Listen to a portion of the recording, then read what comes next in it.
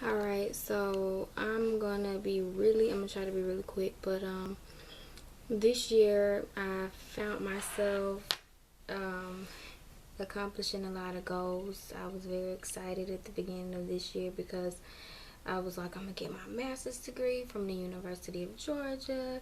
Then I'm gonna start my job as a social worker. Then I'm gonna be able to move out of my mom's house, and I'm gonna be able to live on my own, do my own thing. I won't have to worry about nobody getting on my nerves, and I can buy what I want. And I also had a dream of a non-profit organization, but moving out and living on my own was like the most important. Like trying to get a job was the most important. And the problem with that was I was pursuing selfishness.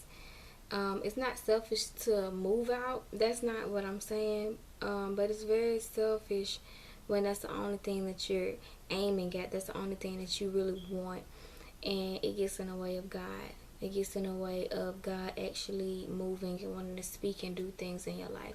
And little did I know, that wasn't what God had wanted for me. God didn't just want me to just get a job and live comfortable and go on my merry way. God wanted me to go through some things. He wanted me to go through a lot of different things. And it's only because He was trying to mature me. He was trying to refine me, and He was trying to help me become the person that He called me to be, so that I can walk out in the purpose that He called me to have, to call me to walk into.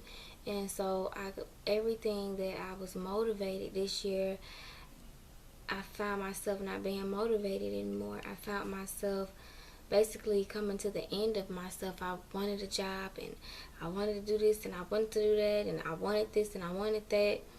And it was like those things were motivating me. But then when God started breaking me, when God started pruning me, and He started humbling me, He showed me, He was like, this is not my will for you. My will will never be your external comfort. You will not be comfortable externally. Your situation will not be comfortable, because then you will make that an idol God, and that will be where your peace lies. That will be where your happiness and your hope lies. It'll be in your comfortable situation. It'll be in your situation where you don't have to worry about anything because you're comfortable. And He was like, the next season that I'm finna walk you into, that you are going to walk into, you have to learn how to depend solely on me. You have to depend on God. If you don't get that lesson before you walk into your season of purpose, you're going to fall. You're going to fall, and you're going to hurt somebody else along the way. You have to learn how to depend on God. God doesn't want us depending on ourselves. He doesn't want us depending on our college degrees. He doesn't want us to depend on our experiences and our strengths, and He don't want us to depend on it only. You can have that. There's nothing wrong with having that, because God will allow you to gain experience, and He will allow you to get your college degree. But to depend on that, to think that you're qualified to do the work of God because of your college degree or your experiences, you'll be sadly mistaken. God will show you how unqualified you really are. God will show you ain't ready yet. Because in this next season, it's not just about your qualifications on earth. You have to be qualified according to His standards. You have to go through the fire. And you have to come out pure gold. You have to come out smooth and shiny. So if you still got them impurities on the inside of you, you're going to have to go through the fire. You're going to have to go through some trials and tribulations. And God doesn't orchestrate these things to hurt you or harm you. That's not what He said in Jeremiah 29:11. No, He gave you a future. He's trying to give you a future. He's trying to give you a future of promises, of happiness, of hope. He's trying to give you a future of prosperity. He's trying to give you a good future. And you where you are right now, you will sabotage that. You will sabotage the person that you are now, because it's things still on the inside of you that has to be purged. It has to be pruned. It's things on the inside of you that God can see that you probably can't even see. Because the problem is, we operate on this limited grace. We're not grace and mercy. We operate on God's grace and mercy. But we are so covered by his grace and mercy that we don't really know sometimes how messed up we really are until he takes us through a season of cleansing. And then he shows us, you had that lust. You didn't know, but that was that lust on the inside of you. And I just been keeping you from living in sin through my grace and my mercy. Don't think that it's you living righteously and you living holy, because if it was up to you and your flesh, you would step out of the will of God. That's what you do all the time when you look at people lustfully. That's what you do all the time when you go gossip. That's what you do all the time when you harbor those bitter thoughts. God's grace and mercy keeps us from sabotaging our own selves, from turning on our own selves. And so he knows those secret things on the inside of you. He knows those secret struggles that don't nobody else know. You got everybody else food. You even got yourself food, but you ain't got God food. He already know. And so that's why you got to go through those seasons. You lack patience. I'm going to need for you to have patience before you walk into this next season. Before you walk into your purpose, I'm going to need for you to be more confident. Before you walk into this next season, I need you to be fearless and have courage in me. And so you have to go through those specific things. And that's uncomfortable. That's uncomfortable. And I wanted a job. I wanted to live on my own. But I did not want to go through the fire. I wanted to be comfortable. I was tired of going through. I was tired of struggling. But he was like, Candace. Oh, it's finna get really real. Because, see, I was covering you all them times. I was covering you through going to University of Georgia. I was really covering you through Clayton State. But right now, it's finna get real. And I didn't know that it was gonna get real like that, because I had gotten a job and I was like, I'm on my way to comfort. I'm finna get my own place. I'm finna move out. And God was like, we'll see. But it's not that God does it on in spite. No, God knows. God knows how to get us to where we need to be. I am not mad at God. I got a job. I was working for 2 months. The very day that I was going to go to the apartment complex and sign my lease, because I was approved. I put my money down and I was approved. The very day that I was going to sign my lease, I got fired. And I was like, wow. But in my spirit, it was like redirection. I'm redirecting you. See, because I was going my own way. I was leaning on to my own understanding. And I said, okay, college graduates, after you graduate, you get a job and you do what you do. Everybody else was doing that around me. But God was like, you're not like everybody else. And your purpose is not going to be like everybody else. I'm calling you out of what everybody else is doing. I want you to do my will. And when you pursue the will of God, you need to be prepared to go through. You need to be prepared to be uncomfortable, because he will take you through some seasons just so he can refine you. He will take you through the fire, not for you to be destroyed. It's not his goal for you to be destroyed. It's just for you to be broken, for you to be humbled, for you to have some humility, for you to depend only on God. And when you go through those seasons, you start to see, wow, God, why am I so bitter? Why am I so angry? That's because you're not operating in the full power of God. Okay? When you operate in the full power of God, your life will look similar to Jesus. You won't be, I just can't,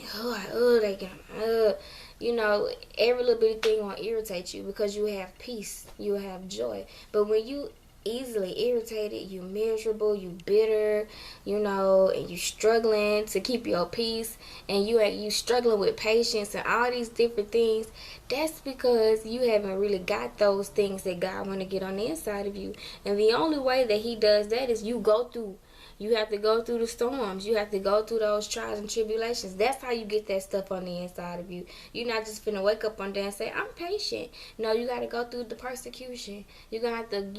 God will strategically put you in a situation where those things that you lack, he will strategically put you in a situation where you will have to depend on him to get those things.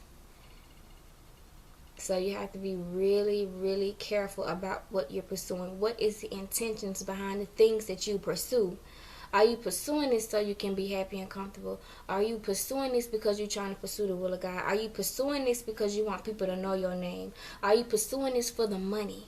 Are you pursuing this just because you don't want to be alone? What are you pursuing, and what are your intentions? Because if your intentions are for your satisfaction, God will not have it. He will shut your program completely down. But if you are pursuing the will of God, He will allow you to pursue His will. He will align situations, people in your life, divine connections for you to pursue His will. And He will show you those promises. He will show you exactly what He wants you to do. And He will give you the tools and the resources and the mind to do it.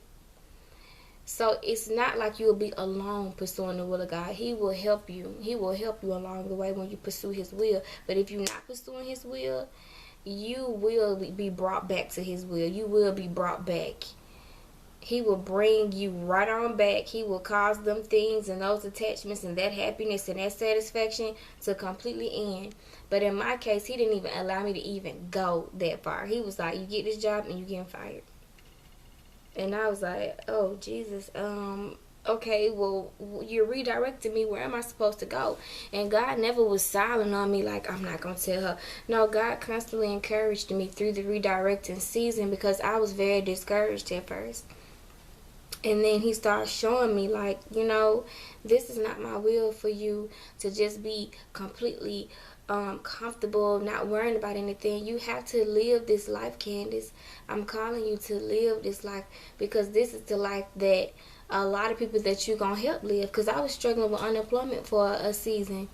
And He was like, I want you to live this life so you can see how I feel to be unemployed. Because the women that you are going to assist, the people that you're going to assist, they need to know how it feels to be unemployed. They need to know how it feels to barely have anything to eat. They need to know. I need to see how I feel. I need to see how it feels to barely have anything to eat, to go to food pantries and get food. You need to see how it feels to look for jobs every day, go to job interviews and get turned down. You need to see how they feel. You need to go through this because guess what? When you are able to minister to others, it'll be coming from a real place because you know how I feel. It's one thing to help somebody and you helping them because you sympathize for them, but it's another thing to help somebody when you done been through it and you know how I feel, and the God that you serve brought you through it, and so you can tell them about that God that you serve. It was a reason why we grew up homeless. It was a reason why we grew up in low income. It was a reason why I had to deal with mental illness in my family and also within me, depression. It's reasons for these different things. And God has been giving me the vision and been showing me this is the reason why you went through this, because you're going to help people that went through this. I allowed you to go through this because you're going to help people that went through the same thing, and you're going to give them the lessons and the principles that I have given you while you was going through it, because everybody don't make it out strong. Everybody don't make it out. Some people give in to the enemy, some people give up. And so in this season, God had to show me I'm not just doing this on purpose, like not on purpose, but I'm not just doing this just to do this. I'm doing this on purpose, but it's for a good purpose. I'm working this out for your good. I'm working this out for those that love the Lord. That's more than one person. I'm working it out for them as well. So I'm orchestrating this season for you to go through the fire so you can come out like pure gold. I want to use you. That's why you're going through. I have a calling on your life. That's the reason why you're going through. I have anointing on you. That's the reason why you're going through. I have given you a vision. That's the reason why you're going through. Because in order for you to walk into the purpose that God has given you, you got to go through. The person that you are when you receive the vision will be a totally different person that you're going to be when you're walking into your purpose. Because Candace that received the vision, Candace that went to college, is going to be a different Candace that's going to be walking into my purpose. College don't prepare you spiritually for the purpose that God has for you. It can help you. God can use it. But sometimes you gotta go through some things a little bit more. You gotta go through some stuff in order for you to get all what God wants you to have. It's a serious thing about His purpose, because it's people, a lot of people, that is depending upon you walking into your purpose. They're depending upon you being the person that called you to be. And if you fail your mission, if you fail to walk into your purpose, God will give it to somebody else that's more willing. And guess what? You won't even be blessed and experience the privilege of being used by God. Do you know it's a blessing to be used by God? It's a privilege for the God of this universe, the God who's been here for generations to generations, my ancestors way back. It's a privilege for God, who spoke and all of this came together. It's a privilege for God, who said, before the foundations of this world, I know you, and I have a good plan for your life, a plan for you to be a solution to a lot of different problems, a plan for you to give me the glory. Do you know that it's a privilege for God to get it to you? You don't deserve to be a part of anything good that God is putting on you. But guess what? God is so good that He said, you know what? I'm not going to leave her out of my good plan and my good purposes. I'm going to use you. I'm going to use all the bad. I'm going to use all the good. And it's going to work out for your good and those that are called according to my purpose. It's a blessing. But for you to abandon that mission because you want to be comfortable, selfish. And so God had to show me, I don't want you to be selfish and be comfortable. I want you to be totally broken and totally dependent upon me. Because when you're dependent upon me, you can hear me better. I can't hear Him when I'm pursuing comfort, but I can hear Him when I'm broken. And I'm just like, God, which way do you want me to go? You know, God, this is your will. Because you're broken now and you're more sensitive to His Holy Spirit. You're more sensitive to His voice and His guidance. Nothing else is competing. Nothing else is pulling you away, because now you have come to a place where you at the end of yourself. You have come to a place where nothing else will satisfy but God. And you only get that by going through. You only get that by going through the uncomfortable seasons. So I would encourage any person who's graduating, anybody who's a visionary, anybody who just want to pursue the will of God for their life, make sure you don't go against the hand of God. Make sure that you remain sensitive to His Holy Spirit. Make sure that you allow Him, even when it gets uncomfortable and He is doing surgery. He doing open heart surgery on you. And you got to take this nasty medicine and these nasty pills, not in a physical realm, but spiritually. Make sure that you let Him do it. Let Him get that out of you. Let Him get that mess. It's mess that's on the inside of you. You don't even know. And when He show you, be humble and say, God, I don't want this mess. Let Him be your medicine. Take Him. Be healed. Be made whole so you can be used for His glory.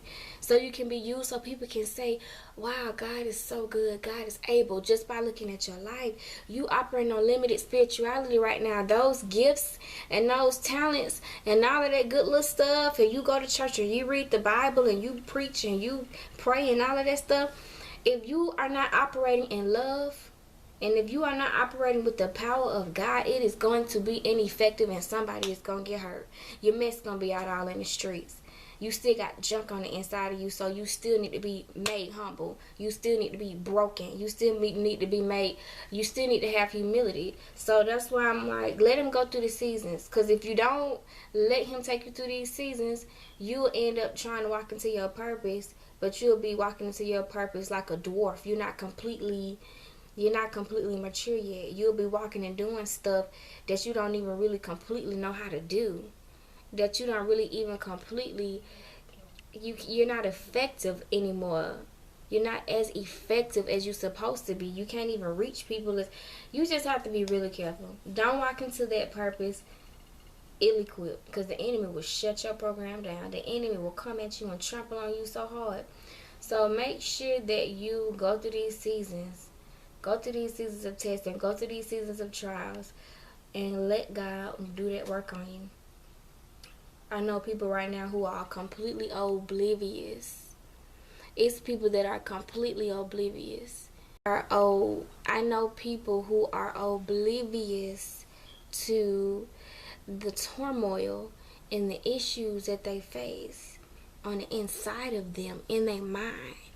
They so comfortable with getting their nails done and hair done. They're so comfortable driving their fancy car. They're so comfortable with their boyfriends and girlfriends, and having always somebody there, being popular, being completely accepted, that you don't even know that you bitter. You don't even know that you are evil. Like, your intentions is to hurt people. You don't even know that, though. You don't know that you manipulate. You don't know that your confidence is just based on being a professional person, and your confidence is based on your job. You don't even know that. And that stuff is dangerous, for your confidence to be based on stuff like that, and for your happiness to be based on friends and your boyfriend and your girlfriend and getting massages every week. Like, I know people who comfortable and completely oblivious to the things that they struggle with. Completely oblivious, because they don't want to know. They don't want to know I got these issues. They don't want to face that. They don't want to face the mess that's on the inside of them, because it hurt too much. But you lashing out on people, and you withdrawing from people, and you depressed, and you don't know how to handle these emotions and these thoughts in your head, and you go to these psychologists, and you think that you got your mind right, but you still got this on the inside of you. This stuff been from childhood. Why is it still there? Because you have not been through that season where God has to refine you. You still struggle with lust. Why? Because you have not been through that season where God had to show you yourself, where you can be refined and humble. Go through the season. Go through the uncomfort. Let God work on you. No matter how long it takes. It might take 2 or 3 years. But what you don't do is pursue comfort as an idol God. What you don't do is pursue those things that make your flesh happy. No, you consecrate yourself. And you make sure that you give your life and your mind and your heart to God, so He can work on it fully. Don't just say, oh God, I love you, I'm working in the church. No, it don't work like that. Your works, it don't matter. No, you have to let God be God. Let Him finish that work. Let Him complete the work on the inside of you. Let Him complete the good things, so that you can be able to be a blessing. Just be careful. Be careful pursuing comfort. Be careful. If you're already comfortable, be careful with holding on to that comfort, because I guarantee you, if you're serious about pursuing the will of God, you will not be comfortable anymore, because there's some stuff on the inside of you. They need to come out. And you only get it out. It only comes out through the fire. It only comes out through testing and trials. God is a good God. He know what He doing. Let Him do it. And that's my testimony, because I thought that I was good. And God said, no, you was running on my grace and mercy. You got this in you. You got that in you. You need more patience. You need to be more pleasant to be around. And I said, okay, God, do your work, because I trust your hands. I can't trust everybody else's hands, but I trust your hands. I trust your hands working on me. So just make sure that you allow God to be God, and let Him work on you. Let Him take you through the fire, and let Him have you come out like pure gold. Let Him make you pure and refine you. Because after that, God will use you for His glory, and you will be extremely blessed.